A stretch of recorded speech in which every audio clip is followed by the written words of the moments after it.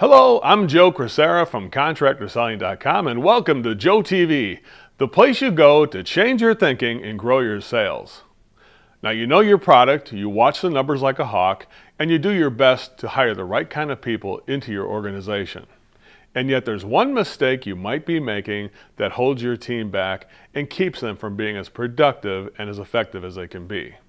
And that one thing is that you're managing and not coaching.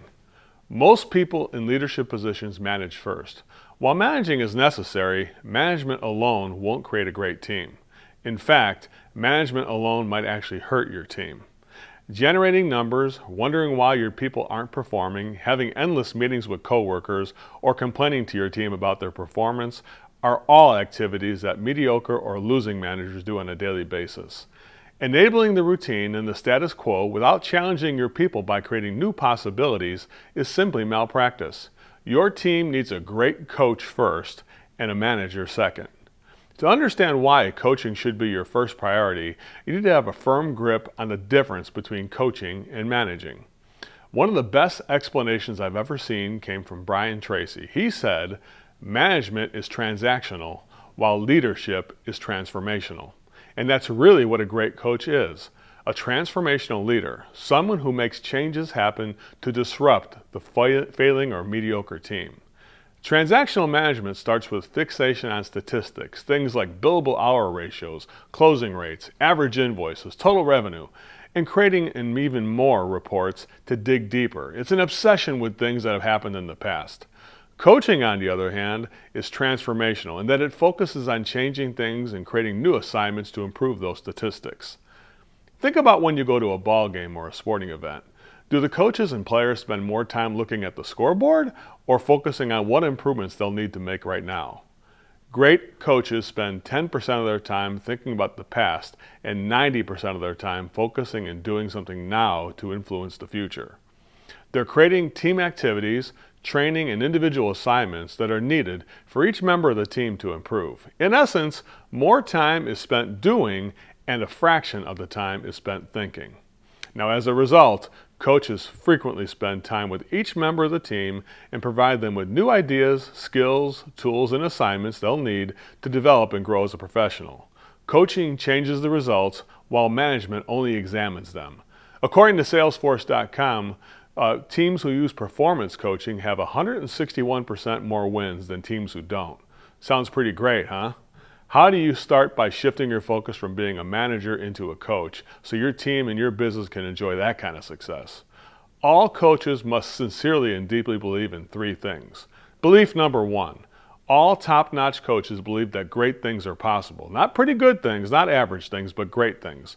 They're not afraid to get a big, hairy, audacious goal. In fact, they live for the challenge.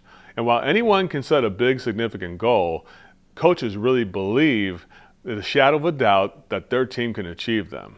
They have confidence, unwavering faith, and total commitment to reach that goal. Belief number two, a great coach must believe in their people. What would it feel like if you had total faith in everyone on your team? What if you could be 100% certain that every single one of your team members had the skills, attitude, and motivation to achieve any goal you put in front of them? Great coaches create that scenario. They put the right people in place, then train, coach, and hold them accountable to the system the coach has installed. Great coaches make an effort to catch people doing something right and then build up from there on the minor victories, which increases their self-esteem and confidence. A real coach knows that humiliation and embarrassment never work to build a strong team. Belief number three, a great coach must believe in themselves. It's hard to instill confidence in others if you don't believe in your ability to lead them to victory. Great coaches continually work on improving themselves. They believe in continual learning, they ask for feedback, and they sharpen their own skills every chance they get. Great coaches find their own coaches to help them become the very best they can be. An effective performance coach sets the example and the standard for the team. They display a positive, supportive, can-do attitude. Remember, coaching is not giving advice or being the expert. It's not telling people what to do or showing them how to do it or even doing it for them. Coaching is listening to the words, tone, the body language, and to what's not being said, showing people the possibilities to make a change, allowing them to choose and think about how they can improve. Your team will work for a manager. They'll follow rules and procedures, put in their time, and move things from one pile to the next. On the other hand, a team will walk through fire for a great coach who believes in them and their ability to adapt and overcome. They achieve more because you're teaching them how to solve their own problems rather than doing it for them. Giving your team assignments to work on shows that you believe in them and that you haven't given up. The choice is yours. Would you rather manage a bunch of workers who only do what they're told, or would you rather coach a motivated team that think and achieve on their own? True championship caliber teams come from champion caliber coaches. What do you think? Have you worked for someone who was a transformational coach who changed your life for the better? What was that like? Let's talk about it in the comment section below. We're going to see you next week, right here on the next JoeTV.